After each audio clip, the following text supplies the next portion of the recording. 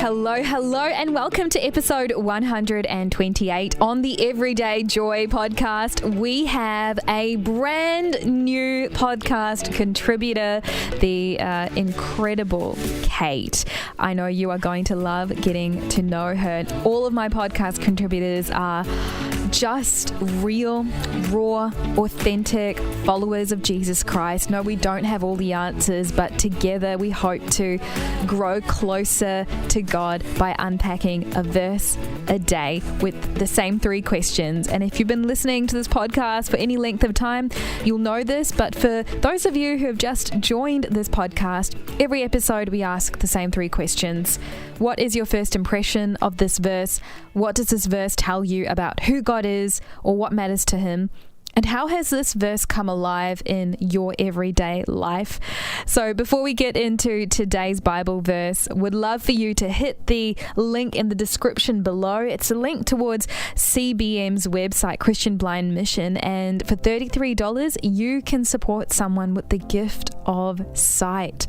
It's a 12-minute surgery, but for those living in developing nations, something like that is a once-in-a-lifetime kind of event. And if you can do that, the link is in the description below. Right now, though, let's get into today's Bible verse. 2 Peter chapter 1 verse 5 to 7. Do your best to improve your faith. You can do this by adding goodness, understanding, self-control, patience, devotion to God, concern for others, and love. I'm so excited because all of this week on the Everyday Joy podcast, I have got the incredible Kate Westwood. Hello, Kate. Woohoo! Hello, Joy. What a joy to be here. This is so exciting. I wanted you to be a part of this podcast a few months ago. You had a lot going on at the time, and we're so thankful. I'm so thankful to have you here all of this week. I know a lot about you. We've known each other for a few years now, but for the listeners who are encountering you for the first time, big question, I know, but who is Kate Westwood? In a nutshell, well, you may have heard me on the weekends on The Light. If you're a Light listener, I am part of the announcing team. That's how we know each other. Yeah. I'm a casual announcer, and I've worked at The Light, I don't know, for about 8 years in a couple of different roles. Kate Westwood is a single lady, live with housemates, have 6 nieces and nephews, a gorgeous one-eyed cat named Link, and I'm a lover of Jesus, a lover of worship and singing and performing. I write and release music as well, and in my normal day job, I'm a music manager, so I help other artists figure out how to navigate the industry. Yeah, wow. So, I mean, if you didn't pick that up already, Kate wears a lot of hats.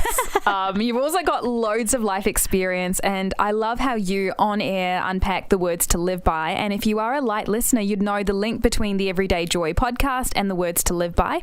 At the top of every hour, we have a Bible verse, and this podcast essentially unpacks that Bible verse even further. So if you listen to The Light, you'll hear this Bible verse talked about all throughout the day.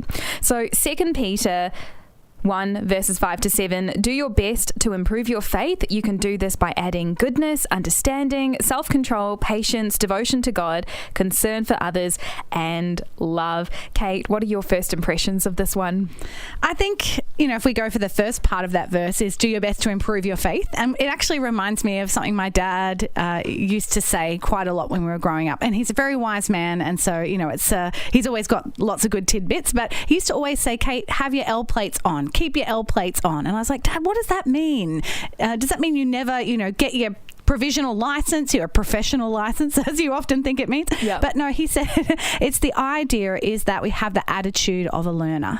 So I never take them off and think, no, I've got it all sorted now. That even in an area that we're an expert in, there's always something that we can learn, not just in our job or in relationships, but in circumstances that happen to us. Even the worst day of our lives, there's something that we can learn from that. Even someone punches us in the face, we can, maybe there's 1% that I can learn, hey, maybe don't go down that dark alley, or, there's something that we can learn from every situation, but not if we take those L plates off, because we won't have that attitude and that mindset of being a learner. And I love that comes back to my mind of keeping my L plates on, like the L on your forehead doesn't mean loser, it means learner. And, that we're continuing to have that attitude and that mindset that I want to grow and I can learn from anything and everything that happens. Yeah, it's so interesting that you mentioned that, because I've heard lots of really, quote, smart people say that the more they learn, the more they realize there's more to learn. Mm-hmm. It's almost like having that growth mindset that enables you to continue seeing the beauty in the world, to continue growing deeper, to continue even in your faith journey as well, discovering more of God. But the moment you're like, yep, this is it, I'm an expert, you really limit yourself. So good. I'm so glad you brought that up, Kate. One of the questions I love asking on this podcast is, what does this verse particularly tell you about who God is or what matters to him? Such a good question. For this verse, what it says to me about God, even though it's saying, it's an opportunity for you to learn, it actually says that God doesn't have a measure at the same time, that the heart for God to be adding things to our lives like goodness and understanding those things, that they're all for our benefit. They're all for the benefit of us, for the benefit of those around us. It's not just because, Kate, you're doing things wrong, so you need some more goodness. You're not being patient, you better be more patient. He doesn't come across like that. He's always kind. He's always loving. And he always just invites us into the more. And so I think with this verse, what it speaks to me about God is that he's a God who invites and beckons us closer. Hey, would you come in and see what I have for you? Not because you're doing it wrong or you're not measuring up, because he actually doesn't have a measure, because Jesus did everything on the cross. He paid for whatever the law was requiring. He has fulfilled that. That's all done. So we no longer have to try and fulfill anything, but it's just this sense of, hey, I've got more for you. I've got greater for you. There's more that we can do together. And I've actually got a lighter, brighter, more enjoyable, faith-filled life if you step into this more that I have for you, rather than just living in the pit that you found yourself in. Hey, why don't you come and let's discover the more that I have for you, which that just speaks to me of such a good God. Yeah, it really does. And I think it also challenges maybe the linear mindset that we might have when it comes to our spiritual growth. And it's so easy to step into that, because in almost every other area of life, like right from school, you're graded. And when you're doing things like fitness and sport, it's like, how fast can you go? How far can you go? How many, how much can you bench press? It's all tracking my steps on my smartwatch. Exactly. Yeah. Everything's like got this measurement aspect to it. And it's very easy to look at this verse and sort of get down on yourself, thinking, when it says do your best to improve your faith, you're like, okay, well, what level am I at now? How do I get to that next level? And I love how you said a bit earlier, God's inviting you into something more, into something greater, something that goes beyond the linear and the numerical sort of growth. And it's great because it means that you don't have to compare your journey to someone else's. It's just you and God stepping deeper and deeper, growing closer and closer together. Kate, has this verse come alive in your life? Maybe a time where you experienced something more, God invited you into something greater?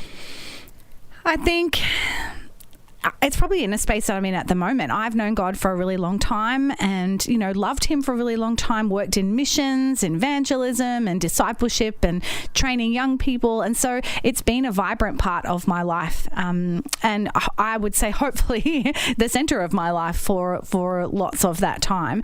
But I also know that I'm kind of this last couple of years been in a space where I could coast for a really long time on what I already know about God and my experience and where I've seen him come and fulfill his promises and being faithful and go, I could talk for a lot of years about what I've already experienced, but also at the same time not really experience more things. Wow, yeah. Because I've got a deep well or lots of stuff in the bag that I can pull out and say, and by the way, this and this and this. But I've realized, Kate, I don't want to do that. I don't just want to be telling the testimonies of yesterday. I want to be saying, well, this is what God's doing right now. So I'm part of a couple of kind of small groups, reading through some books, listening to some podcasts, because I realize I don't want to be someone who just lives on what I knew of God yesterday. I want to discover more of God today.